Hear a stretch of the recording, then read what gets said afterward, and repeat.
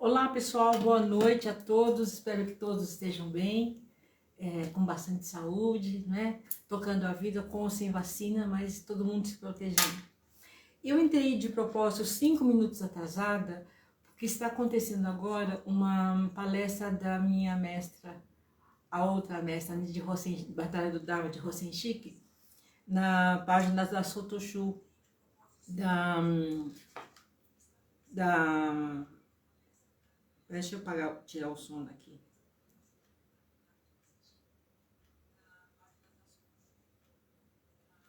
E eu acho, eu entrei agora, dei uma olhadinha, e eu acredito que ela continua falando. Mas enfim, eu não sei até que horas que vai a palestra dela.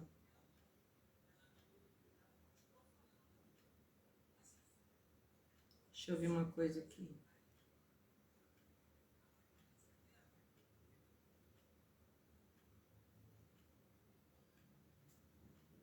Ô Senhor.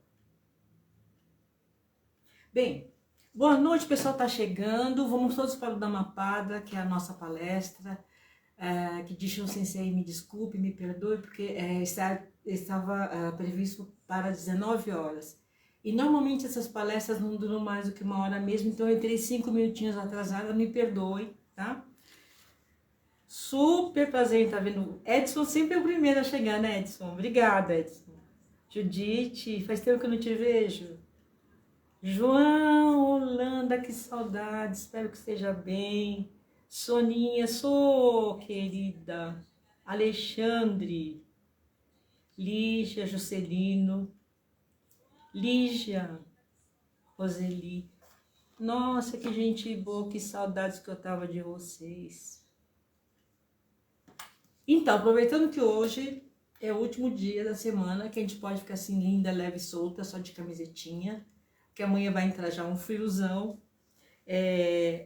Nós estamos aqui bem à vontade para falar sobre um tema super importante. Voltando ainda aí, para quem não sabe o que nós estamos fazendo aqui, não sei se tem alguém pela primeira vez, mas nós estamos fazendo a leitura de Dhammapada.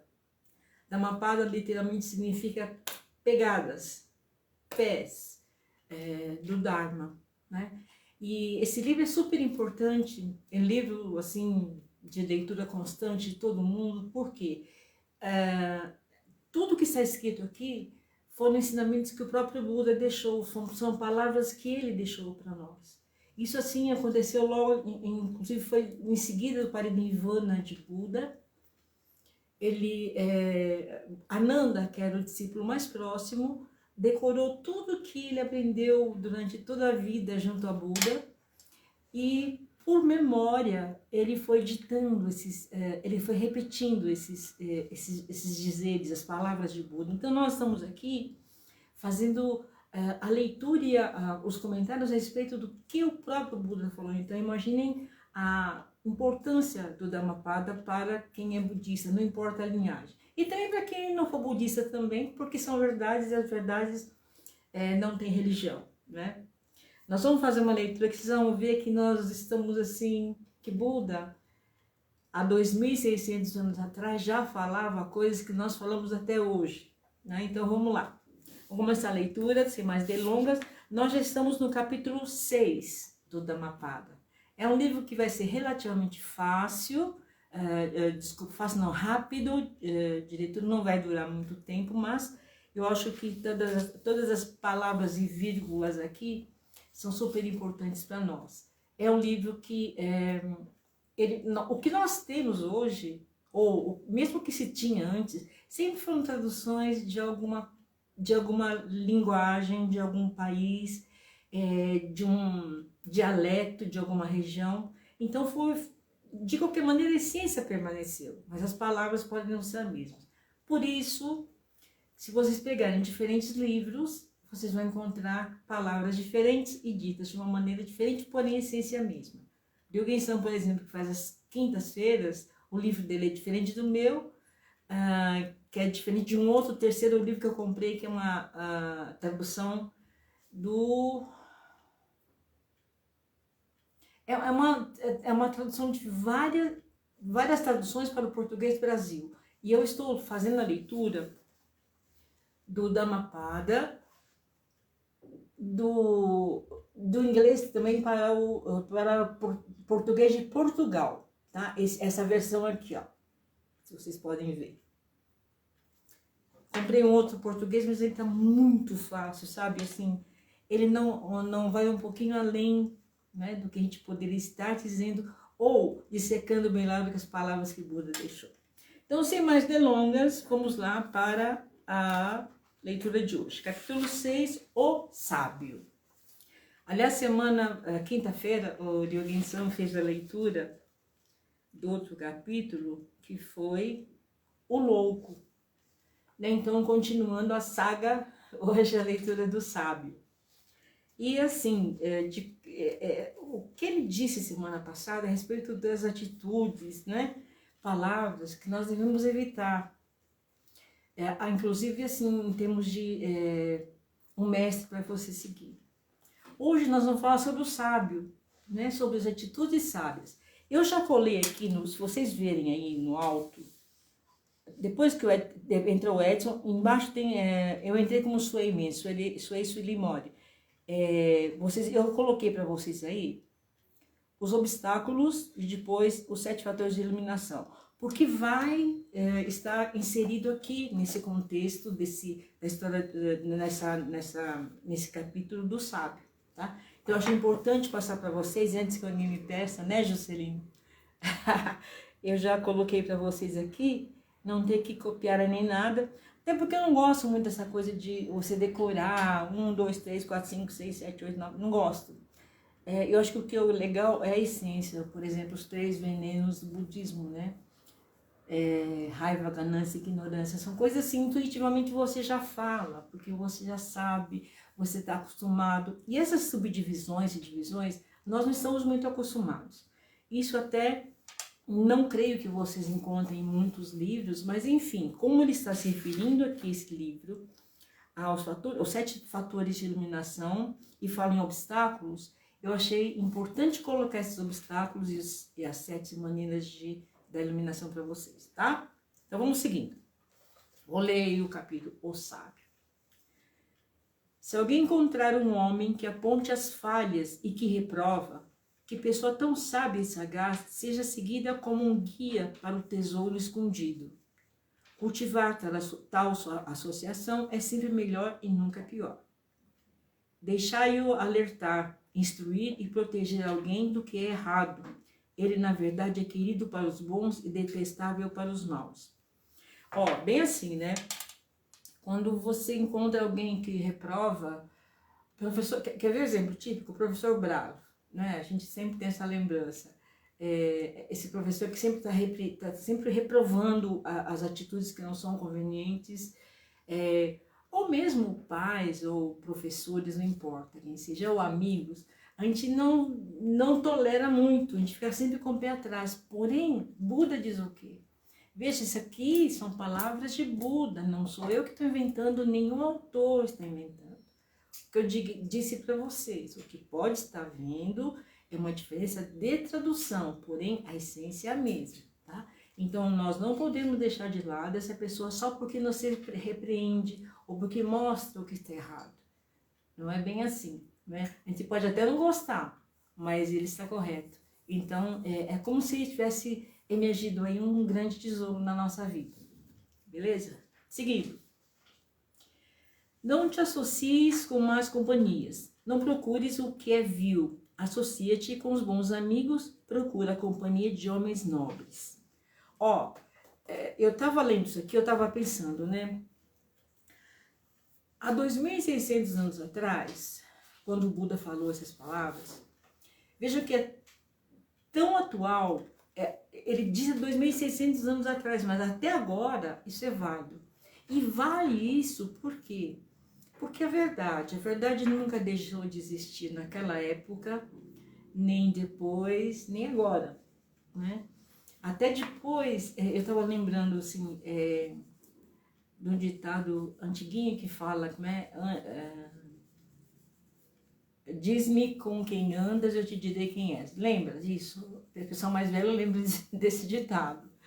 Mas é verdade, e os pais, de uma maneira geral, né, eles sempre procuram dar exemplo para os filhos, para que eles sejam pessoas do bem, né, para que eles sigam o caminho correto. E essas más companhias são um grande perigo.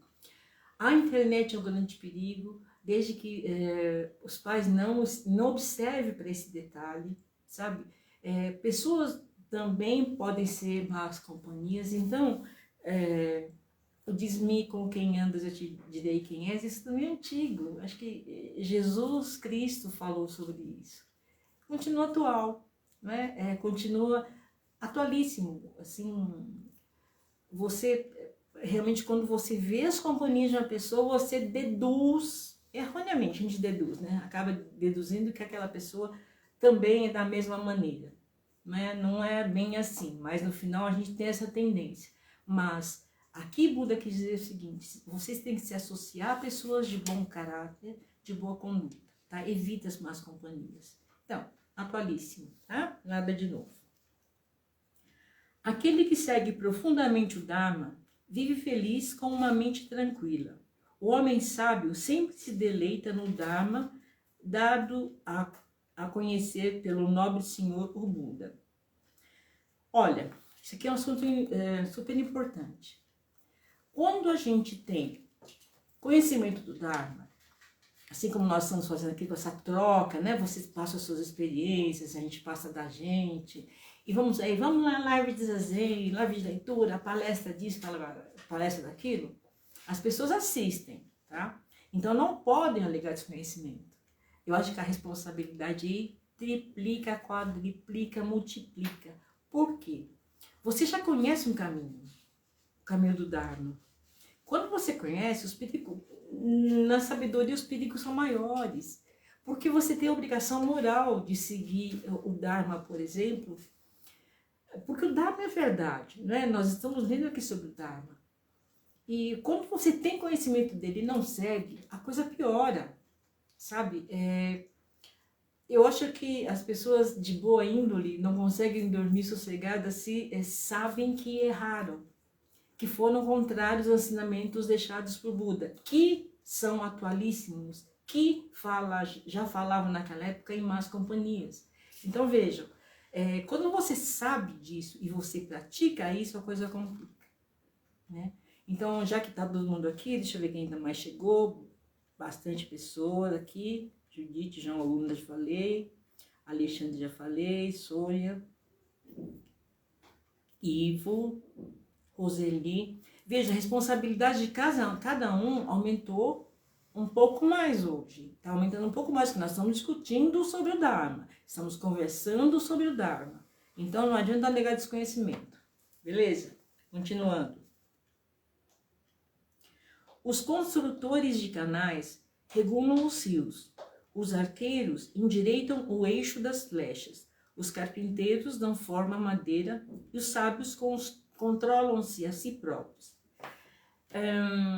A pessoa que é sábia, que tem conhecimento, que segue as verdades, não importa de que religião seja, ela funciona como se fosse uma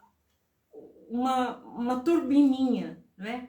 Para disseminar a verdade, para jogar a verdade às pessoas, para praticar, antes de qualquer coisa, praticar a verdade. Não adianta nada você saber um monte de coisa e não praticar, tá? Então, a cada um o seu papel.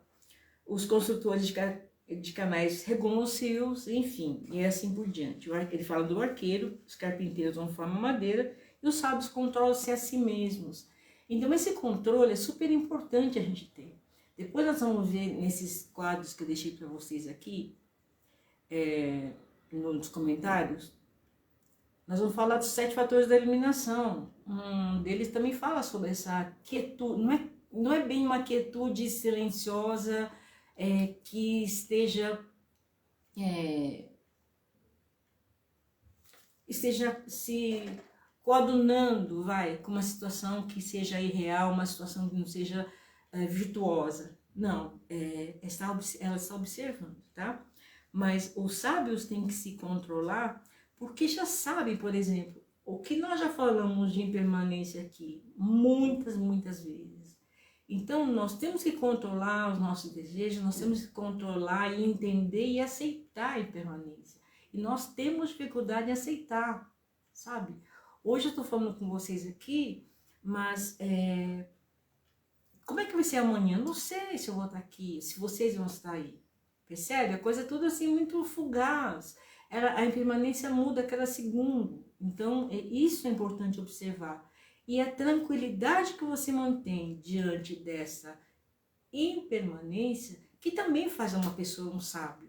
Sabe, observar uma situação trágica com serenidade é muito difícil, a gente vê agora. Infelizmente, muitas pessoas estão tendo que procurar ajuda de psicólogos e psiquiatras para enfrentar a situação de pandemia que nós estamos vivendo.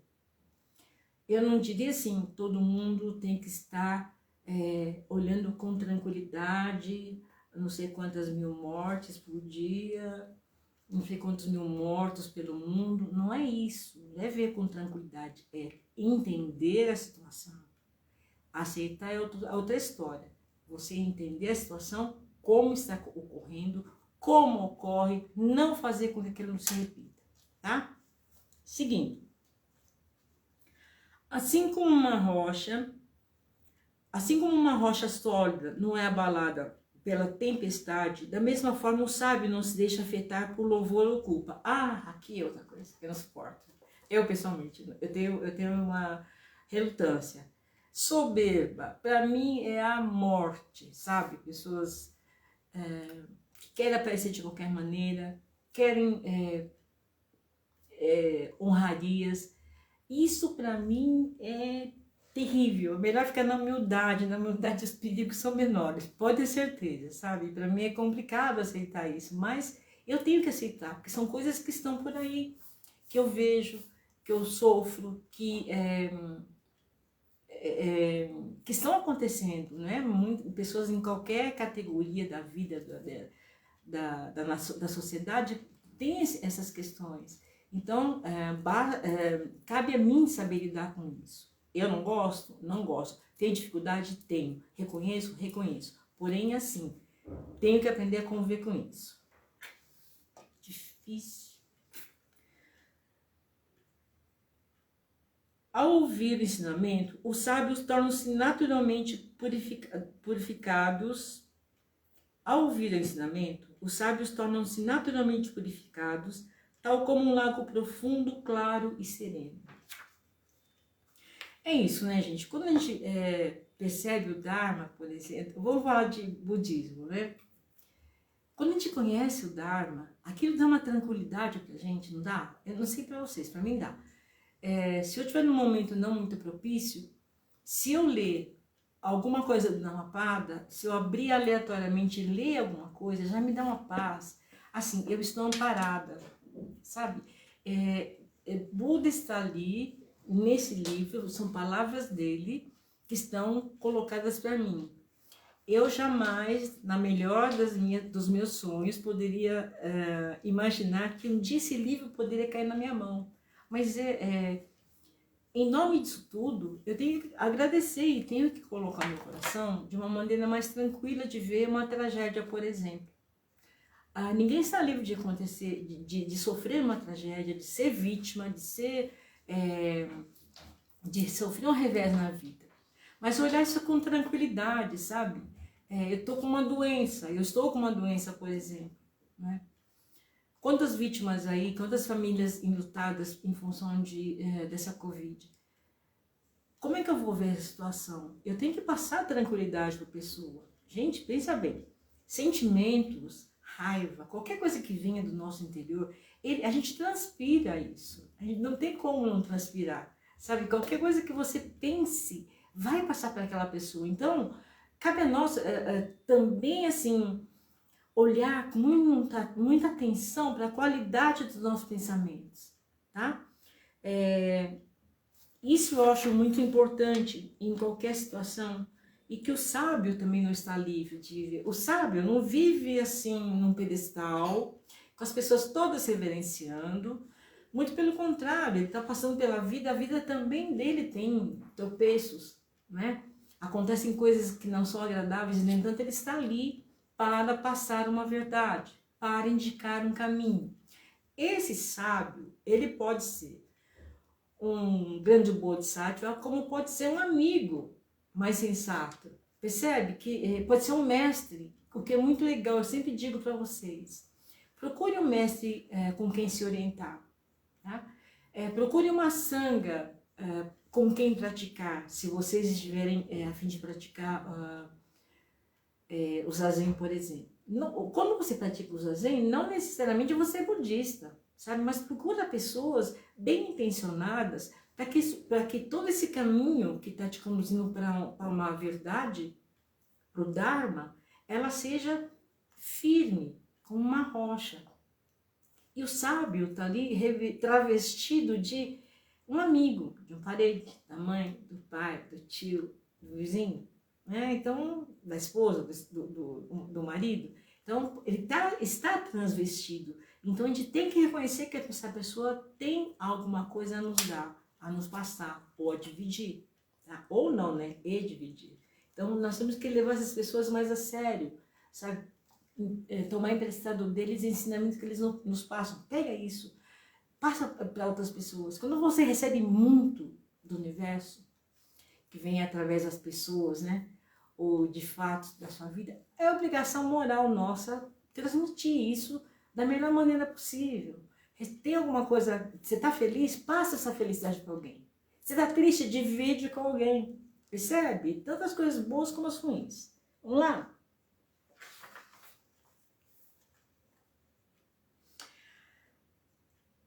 Aquele que é bom renuncia, desapega a tudo. Desapega, está escrito, essa é a minha versão é de português de Portugal, então eu vou ler mais ou menos o que deveria estar escrito aqui. Ó. Aquele que é bom renuncia, se desapega de tudo. O virtuoso não conversa vã sobre desejos e prazeres. Os sábios não mostram euforia ou depressão quando tocados pela felicidade ou tristeza. É aquilo que eu estava falando, né? Também quando uma pessoa atinge esse patamar, assim, de ver as situações felizes ou adversas de uma maneira tranquila, eu já diria que a pessoa já caminhou bastante. Felizmente eu encontrei pessoas assim, sabe, que passaram por adversidades brabíssimas e conservam uma serenidade assim invejável. E tem lá, lógico, é um ser humano também, mas consegue transmitir paz, consegue transmitir calma para aquela situação, para que aquela situação ela entra nos eixos, sabe? De repente, quando acontece uma desgraçaiada, às vezes nem sempre depende de você agir, depende do tempo, as coisas vão se encaixando. E às vezes não fazer nada é uma maneira de agir, tá? Vamos lá. É naturalmente virtuoso, sábio e justo aquele que nem para a sua própria causa, nem para a causa de outrem, faz nada de errado, anseia por filhos, riqueza ou reino, e não deseja sucesso por meios injustos. Poucos entre os homens são aqueles que atravessam para outra margem. O resto, a maior parte, apenas corre para cima e para baixo na margem de cá. Está na roda do Sansara. Aí voltando ainda no verso anterior, é realmente virtuoso, sabe, justo aquele que nem para a sua própria causa, nem para outrem ele deseja, ele fica, não fica desejando ruim para os outros, não. As pessoas podem nos prejudicar e prejudicam. Quem levanta a mão, quem nunca sofreu com algum revés da vida provocado por alguém? Todo mundo já sofreu. Tem que levantar a mão quem nunca, né? Mas eu acho que todos. Mas nem por isso você pode desejar o mal para aquela pessoa. Isso é mal, sabe por quê? A gente vai se envolvendo com essa nós vamos baixando o nosso nível vibratório. Isso não é bom para que nós que estamos à busca de um caminho, nós que estamos estudando o Dharma, isso não é bom para nós mesmos, né? Nós não vamos ter a serenidade de ver as situações felizes e adversas da mesma maneira. Então é esse sábio justo que vai ter essa visão correta da situação. E aquele diz, poucos são entre os homens, são aqueles que atravessam para outra margem. Assim, nós nós, todos, estamos na margem da ignorância, na margem de dukkha, na margem de sofrimento. Tá? Nós vivemos isso. Nós vivemos perda, nós temos desejos, nós temos ganância. Não vou falar ganância que é forte, mas desejo por algumas coisas que nem sempre vai se concretizar, nem uma vida, nem duas, né? Mas nós estamos aí querendo. Nós vivemos nessa margem da margem da segurança, a gente não consegue nem atravessar outra margem. Se usa muito essa expressão em budismo também quando a pessoa falece, né? Ela atravessa para outra margem, onde não há sofrimento. Mas nós estamos lá de cá, né? Nós estamos transitando para cima e para baixo, sem um momento de stop. O que eu estou fazendo aqui? O que eu estou fazendo com o que eu já conheço, com o que eu já li, com o que eu assisti de palestra, com o que me passaram, com tantas mensagens que eu vejo na internet, com tantas facilidades que eu tenho hoje na mão, o que eu estou fazendo com isso? Sabe, uma pergunta importante a ser feita para a gente mesmo. Por isso que eu te falo, assim, essas classificações que eu passei já para vocês aqui, elas são importantes, são, mas isso deve estar registrado dentro de nós como algo assim, sem nomenclatura, sem assim, 1, 2, 3, 4, sem numeração, sem classificação, mas ela deve estar contida já dentro do nosso ser, dentro da nossa alma, sabe? Para que a gente possa agir de uma maneira mais correta, com tranquilidade, saindo do sofrimento. Quando a gente conseguir sair da margem do sofrimento, maravilha, maravilha. Não sei se a gente consegue ainda, né, nessa vida alcançar isso, mas os não sábios estão aí, nós, né, estamos aí correndo para baixo, para cima, numa margem, sempre do lado de cá, ainda, nós estamos ainda nessa situação. Resta para nós praticarmos, prática, prática, prática, prática. Saber, todo mundo sabe. Vamos colocar isso em prática? Pratica, sabe, falar palavras bonitas, muita gente sabe fazer, até eu que sou mais bobinha. Escreve um monte de coisa bonita, mas pratica? Se não pratica, não está adiantando de nada. Saber classificação, sabe, dos obstáculos, das 7 maneiras de você alcançar a iluminação. Não adianta você saber 1, 2, 3, 4, 5, 6, 7 e não praticar? Então, perdendo tempo, né? Vai comer pizza. Vamos lá, gente. Mas aqueles que agem de acordo com o Dharma, perfeitamente instruídos, atravessarão o reino da morte tão difícil de atravessar. Ou seja, transcende a morte e o samsara.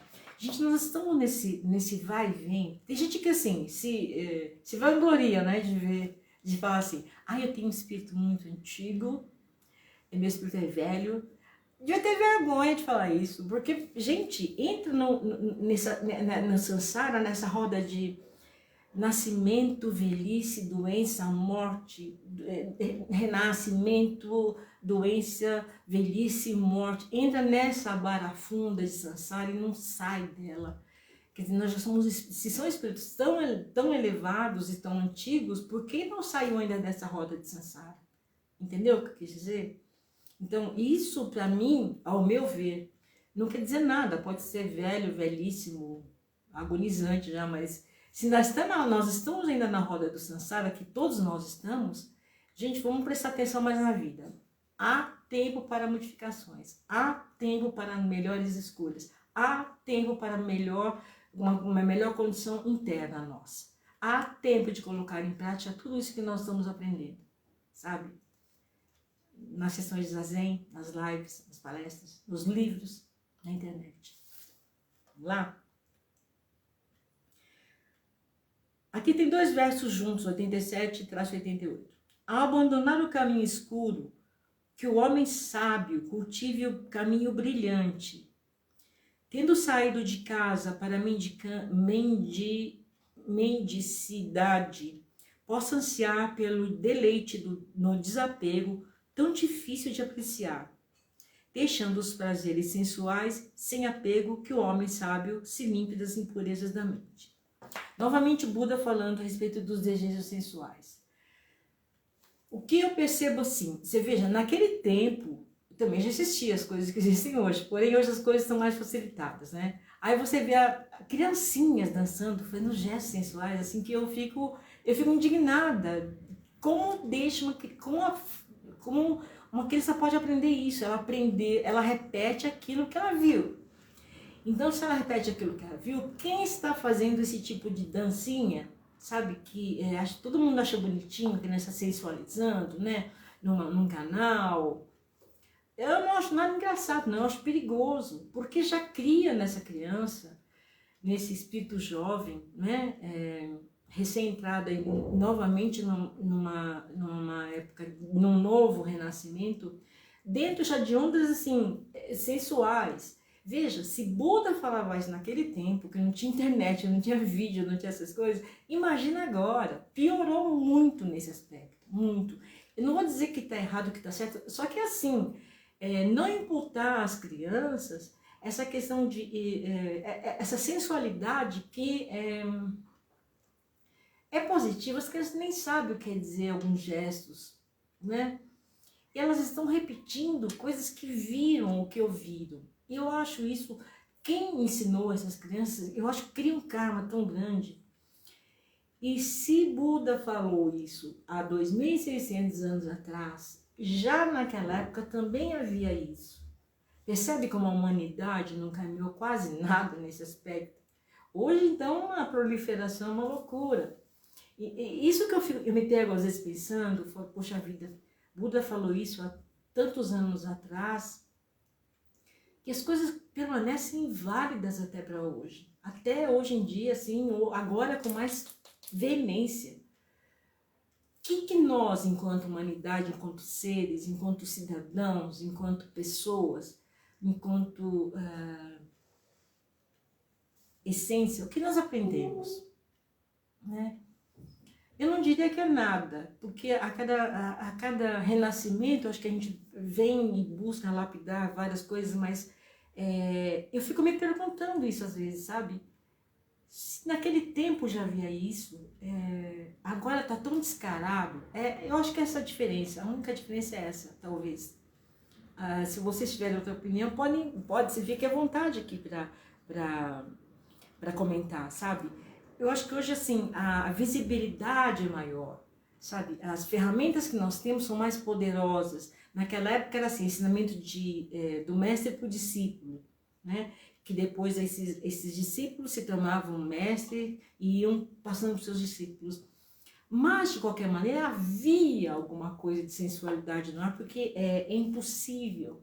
No Dhammapada a gente vê muito essa questão sensual colocada à mostra para a gente. Então, eu não creio que naquela época também não existia isso. Tenho certeza que existia. Agora existe, só que de uma maneira mais descarada. E o pior, colocando crianças no meio. Isso eu acho imperdoável, sabe? É um crime inafiançável, por sinal. Vamos lá. Aqueles cujas mentes atingiram a excelência total nos 7 fatores de iluminação, que tendo renunciado à ganância, se alegram no desapego, livres de obstáculos, brilhando com sabedoria, alcançam o nirvana nesta mesma vida. Aqui que pega. Aqueles cujas mentes atingiram a excelência total nos 7 fatores da iluminação. Vamos lá. Virgínia, não tinha visto você. Hari também não. Boa noite, queridas. Ó. Logo lá em cima eu coloquei, deu tempo, eu tava até com medo de dar tempo de digitar, mas eu consegui digitar rapidinho. Obstáculos, desejo sensual, desejo por continuidade de existência, visão errada, ignorância.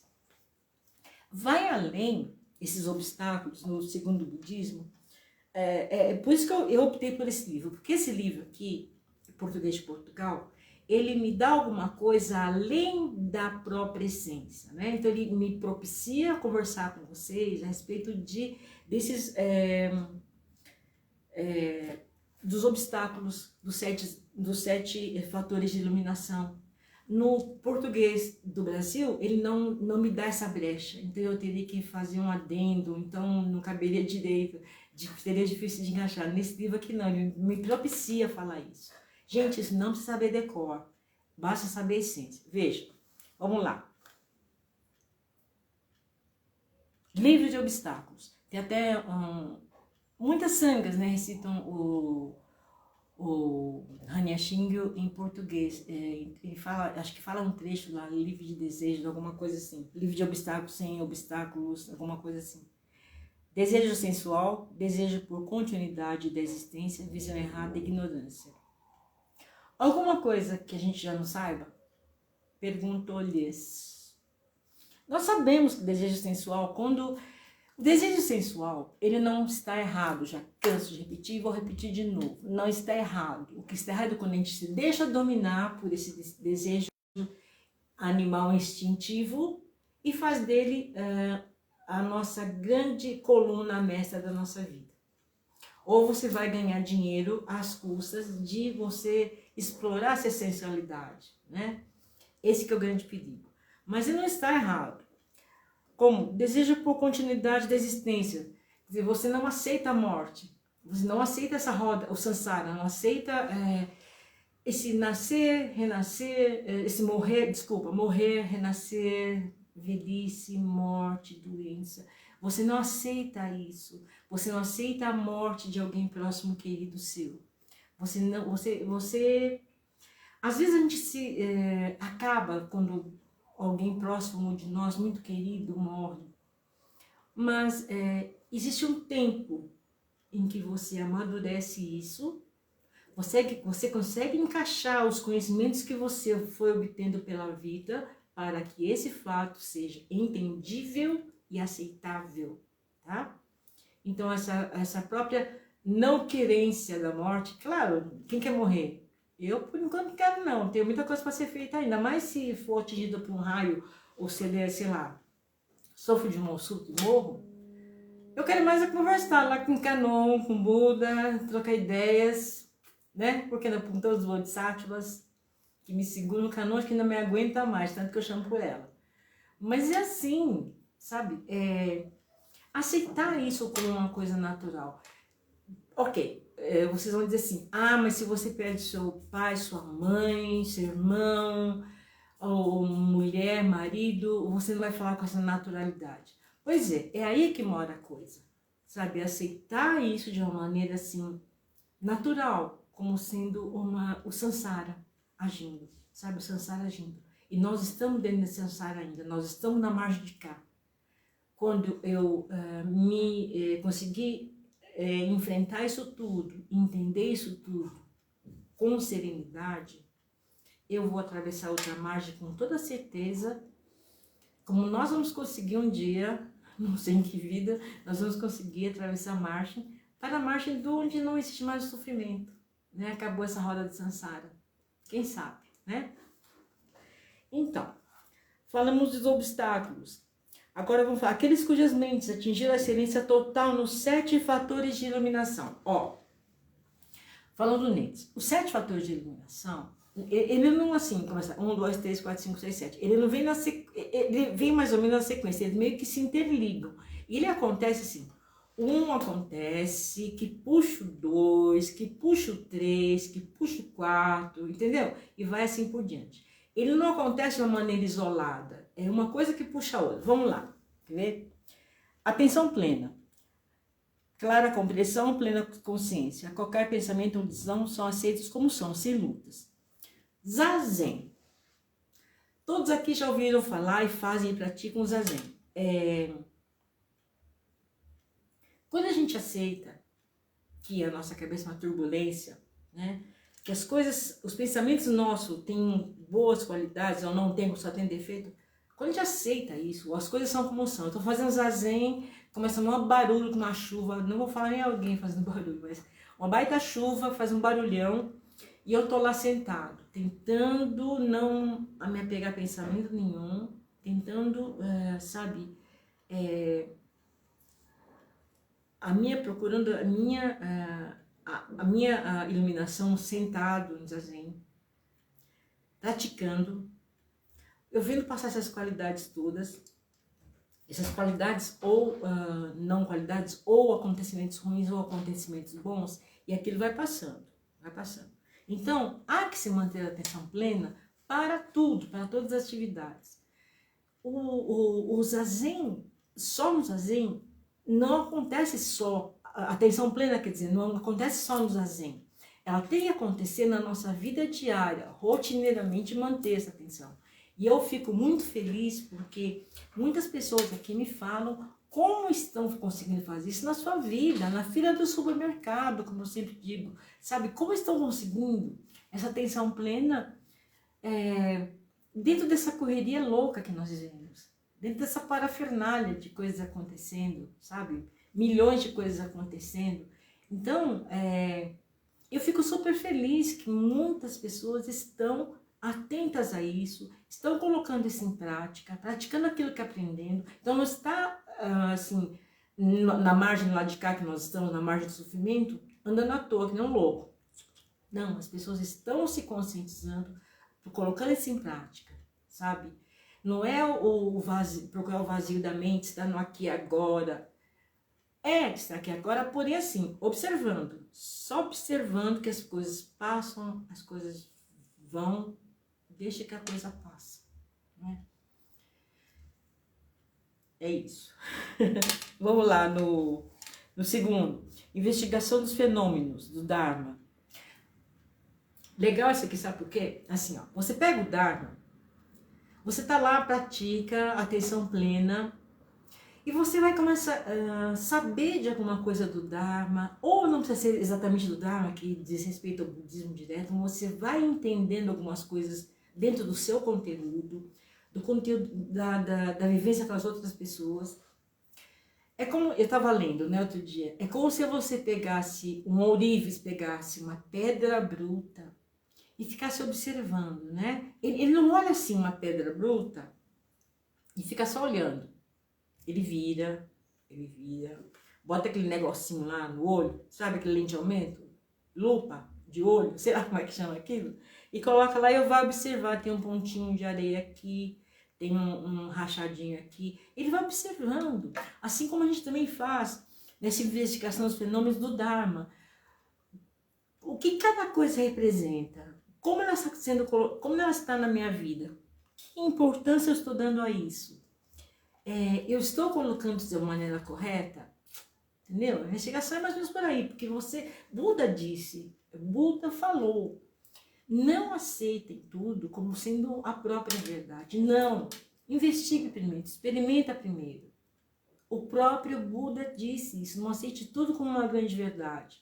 Não aceite. Ele ainda foi além. Ele diz, não aceitem nem aquilo que eu digo. Não aceitem o que os livros dizem. Vão experimente. Aí você vai testar. Eu acho isso de uma humildade, de uma beleza, de uma profundidade tão grande. E isso fica comigo assim, muito assim, porque no Dhammapada está assim, eu tenho que aceitar? Teoricamente sim, e a maioria das vezes sim também. Mas se eu discordar de alguma coisa aqui, eu também vou dizer. Assim como eu acho que muitas coisas aqui estavam para antigamente, no entanto, tem a maioria das coisas ditas aqui, elas são para nós, né? Para nós. Para todos os cidadãos, sendo ou não budistas, sendo ou não monges, porque tem no primeiro cesto, né, do Tripitaka, foram instruções e ética para a vida dos monges e das monjas, que Buda escreveu para o primeiro cesto, né? Não sei se você se lembra que eu falei. Ananda, primo de Buda, que era super próximo a ele, tipo secretário, tinha uma memória fantástica. Então ele começava falando assim eu ouvi dizer, que era assim que ele ouviu de Buda ou de algum monge, de algum sábio. E repetia aquilo tudo. Uma memória assim fantástica. Então, o primeiro cesto fala para os monges, outros cestos falam para outras plateias. Porém, aqui assim, muitas coisas que, às vezes, eu já li aqui alguns versos que falam para os monges apenas, mas não só para os monges, é aplicável para qualquer pessoa, ok? Vamos direto que eu já estou atrasadíssima. Energia. Essencial para sustentar o progresso no caminho espiritual. Você investigou o fenômeno do Dharma, tá? O que você aplicar Aplica a sua energia, colocar isso em prática, para sustentar esse progresso que você está fazendo, para você aceitar isso tudo que você está conhecendo. Coloca a sua energia nisso, foca nisso, tá? Vamos focar nisso e ralar em cima. Êxtase de felicidade. Buda disse o seguinte, que para conhecer o estado espiritual pleno, o pleno conhecimento do Dharma, há que ser feliz. Né? Se ele falou, quem vai dizer isso? E eu acho super importante mesmo ser feliz. Acho mesmo. Essa coisa de ficar sofrendo por uma coisa, por alguém, por alguma situação que não deu certo. Gente, todo mundo passa. Tem gente que está passando fome, tem gente que está sem emprego, tem gente que está sem comida. Nós estamos vivendo isso e vendo isso. Mas o que eu posso tirar dessa lição que eu posso tirar? Doa aquilo que você tem, né? Pouco que você tem, divide. Tô ouvindo aí pessoas, tá dando na televisão direto, pessoas que recebem uma comida, uma marmita, vai e divide com o outro. Quer coisa mais bonita? Aprende com isso, vamos ter tanta coisa pra gente aprender no dia a dia. E olha, Buda disse que, Buda colocou felicidade e alegria de viver como indispensável à iluminação. Então, assim, seres iluminados são felizes. Aliás, a maioria, né, das estátuas que a gente conhece são todas vezes com um olharzinho sereno, meio que um sorrisinho, assim, né, bonito. E tem algumas, Fudomyo, por exemplo, Fudomyo tem uma face, assim, meio tenebrosa. Mas ele é de uma bondade extrema, ele é de um poder extremo, assim, de cortar as energias ruins, de separar joio do trigo, com a espada da justiça, ele quebrar as mentiras, quebrar as inverdades, tá? Então, ele não tem esse rostinho tão sereno. Enfim, caminhemos. Tranquilidade da mente. Eliminar a ignorância, indolência, desejos. Não preciso nem recorrer a nenhuma explicação, certo? Concentração, eliminar a divagação sem rumo. Parar de viajar, sem viagens, sabe? Sem elucubração, sem achar que você vai alcançar a iluminação, que você é um grande bodhisattva. Para com isso. Faz a sua parte, entendeu? É pequena, que seja, mas faça. Não deixe de praticar. Equanimidade. Manter-se firme e calmo diante dos fatos, sem agitação, estar disposto ao amor e compaixão com todos nós, com tudo e todos. Essa questão da equanimidade está uno com os outros seres. Você está presente na felicidade e na infelicidade alheia. É com amor e compaixão que você vai estar junto com outros seres, com seus irmãos de sangue, com seus amigos do trabalho, com a sua vizinhança, com seus familiares e, antes de qualquer coisa, com você mesmo. Não há pessoa que possa dar alguma coisa de bom se não tiver isso dentro dela. Então, é por egoísmo? Não. É porque nós precisamos estar bem para que a gente possa transmitir isso às outras pessoas. Pensem bem nisso. Sabe? Como é que eu posso tentar tirar alguém da lama se eu estou na lama? Não dá bem. Os dois vão se afundar. Entendeu? Então, a coisa é mais ou menos por aí, né? Tem que estar bem, você tem que ver as situações com tranquilidade, com discernimento, para que você possa tirar alguém e salvar alguém com amor e compaixão, estar junto daquela pessoa.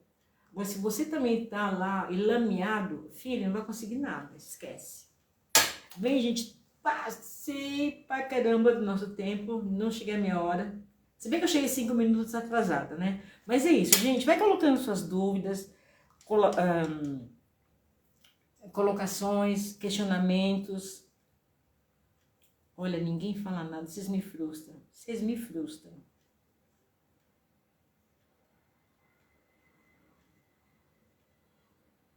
Bem, então assim, já que ninguém diz nada, os vídeos ficam abertos, ficam disponíveis no canal não, na página no Facebook do Templo Budista Bushin, onde vocês entraram. Estão disponíveis lá, o Dhammapada 1 até o 6, né, que nós fizemos hoje. Continua o Para uma Pessoa Bonita, o livro anterior que nós lemos, e continua ainda o Mente Zen, Mente de Principiante, outro livro que eu tenho paixão, esse livro, Mente Zen, Mente de Principiante. Ele e esse Dhammapada. Eu tenho uma maior paixão por esses livros. Eles me encorajam para uma vida assim, mais búdica, mais serena. E eu espero que isso também resulte e para vocês de alguma coisa de bom. Pega o Dhammapada, eu acho que é Roseli, né, Roseli? Experimentem.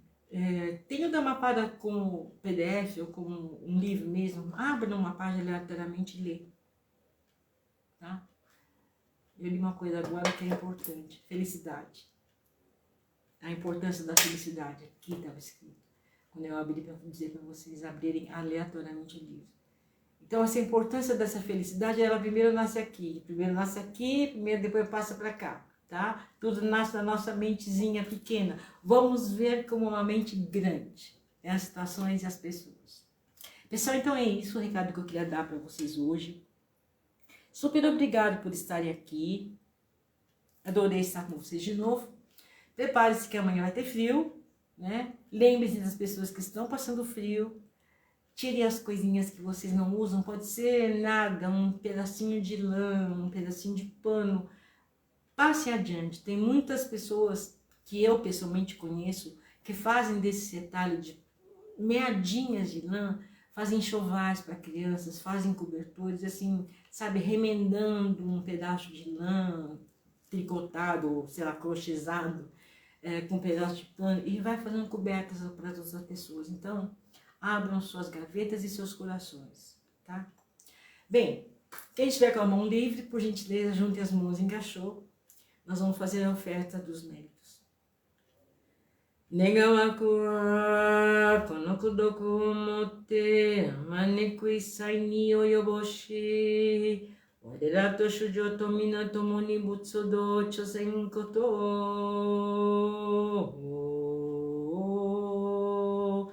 Jiho san shi shifu shi sombu samuko sa woko jahoromi. Que os méritos dessa nossa prática se estendam a todos os seres viventes nas 10 direções. Pessoal, muito obrigada pela presença de vocês, sempre tão querida, sempre tão aconchegante. Que vocês sejam em paz, que vocês vivam em segurança. Mesmo que tenham recebido já as 2 doses da vacina, continuem, até por egoísmo, usando máscara para não se infectarem, né? Porque depois das 2 doses nós somos potenciais transmissores, mas até por egoísmo, para que você não pegue variante nenhuma, tal, mas continue usando máscara, mantendo distanciamento social na medida do possível, mas sempre assim, higienizando as mãos, tá? Gente, beijão para vocês, muito obrigada, fiquem em paz, tá? E semana que vem tem mais. Beijão, obrigada!